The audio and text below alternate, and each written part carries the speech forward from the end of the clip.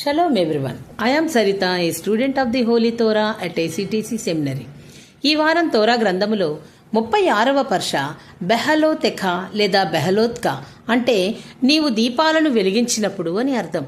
Seifert తోరా నందు ఇది 36వ పర్ష. Seifert బెమిద్బర్ లేదా సంఖ్యాకాండమునందు ఇది 3వ పర్ష. ఈ పర్షా యొక్క 4వ అలియా వాక్య భాగములు సెఫర్ బెమిద్బర్ లేదా సంఖ్యాకాండము 9వ అధ్యాయము 15 నుండి 10వ అధ్యాయము 10వ వచనం వరకు. ఈ పర్షా యొక్క 4వ అలియాలో సమావేశ గుడారం నిర్మించబడిన రోజు నుండి యావే సన్నిధి దానిని ఆవరించిన విధానం వివరించబడింది.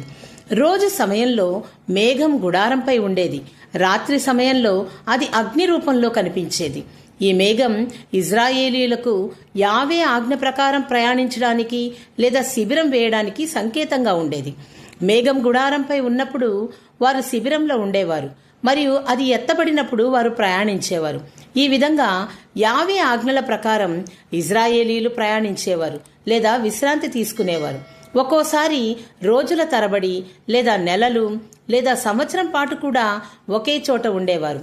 అంతేకాక ఎలోహిం మోషేకు 2 వెండి బాకాలను తయారు చేయమని ఆజ్ఞాపిస్తాడు. ఈ బాకాలను అహరోను కుమారులు ఊదినప్పుడు ఇజ్రాయేలీలను సమావేశానికి పిలవడానికి లేదా ప్రయాణానికి సిద్ధం కావడానికి సంకేతంగా ఉపయోగించేవారు. విభిన్న బాకా శబ్దాలు విభిన్న సంకేతాలను సూచించేవి. సమావేశం కోసం, ప్రయాణం కోసం లేదా యుద్ధ సమయంలో యావే సన్నిధిలో జ్ఞాపకం కోసం. ఈ అలియాలో యావే మార్గదర్శకత్వంలో ఇజ్రాయేలీల ప్రయాణం, ఆయన సన్నిధి యొక్క పవిత్రత మరియు ఆజ్ఞల పట్ల విధేయతను గొప్పగా చూపిస్తుంది.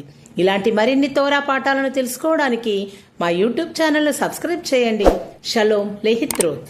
Thanks for watching. Do subscribe our channel. Please like, share, comment and don't forget to click the bell icon for notifications.